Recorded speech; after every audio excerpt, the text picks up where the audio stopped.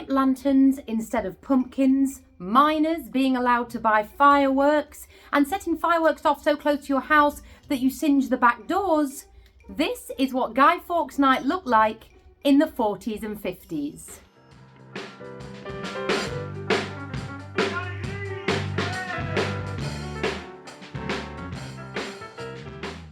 I can't lie, it just screams feral. Like, some of you guys must have had such a wild night, because all of the research that I've done on Bonfire Night in the 40s and 50s is just unregulated carnage. Yep, the nostalgic Bonfire Night that many will remember is a far cry away from today's regulated celebrations, where pretty much all firework displays and bonfires are professionally done and organised, and it is illegal for children to purchase fireworks. Health and safety gone mad. But yes, in spite of the eye-watering lack of safety restrictions, one thing I do know is that it does sound like a good time. In the 40s and 50s, Bonfire Night was one of the best times of year, where weeks of hard slog would go into building the biggest and the best bonfire. And in the build-up to Bonfire Night, families in England would carve turnips and put them by their door with little candles inside to keep evil spirits at bay. It is thought that this tradition originated from Stingy Jack.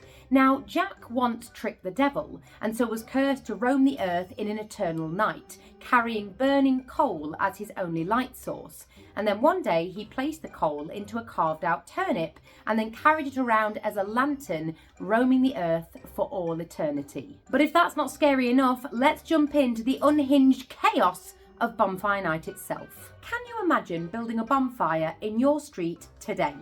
Well, that's exactly what happened. People would build bonfires in streets in densely populated areas, only yards away from people's homes, with no official intervention, and only limited by the amount of burnable materials that could be collected and stacked. And in the 40s and 50s, it was the children's responsibility to collect the combustibles, and neighbours would often use this as an opportunity to throw out old furniture or bits of wood, anything that was burnable on the bonfire. And you would know bonfire was getting close because local newsagents would start displaying fireworks for sale in their shop window. These included penny bangers, sparklers, jumping jacks, Catherine wheels, rockets, and golden rain. But if you wanted something a bit more special or expensive, then the newsagent would order it in for you. Oh, how sweet. Guy Fawkes celebrations were extremely popular, particularly with the working class, and there would be at least one bonfire on the street during that week. Weeks before, kids would be busy collecting rubbish to ensure that their bonfire was the biggest and the best in the entire street.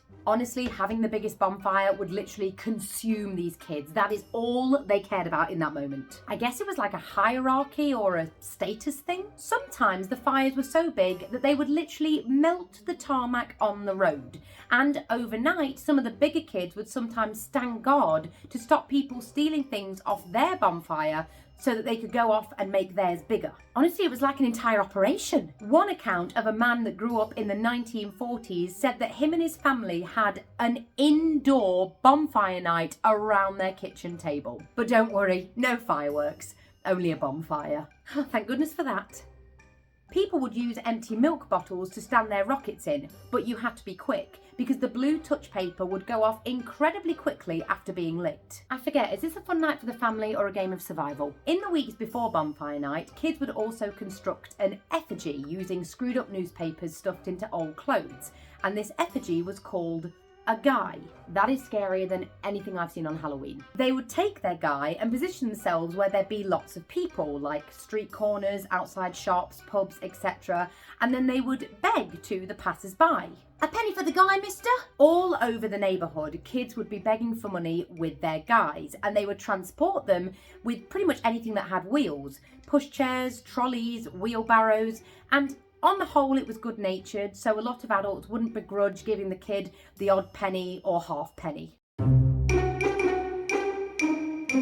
And then you'd have the mums taking out their chairs to enjoy the bonfires, but they would sometimes put potatoes on the flames to bake for later.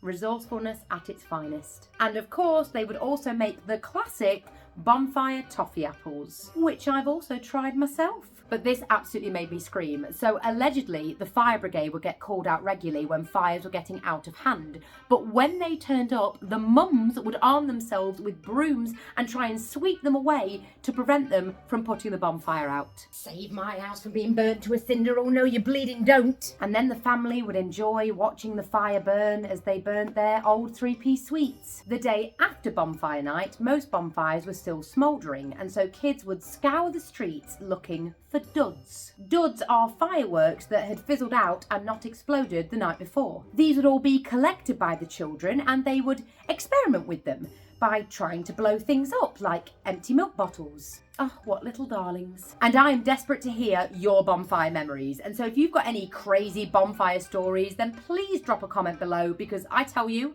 I'm enthralled. More enthralled that you made it out alive. So yes, a far cry away from today's organised celebrations. But what looks like to be a hell of a lot of fun for a 14-year-old looking for a night with a bit of sparkle. Or at least a night with a bang.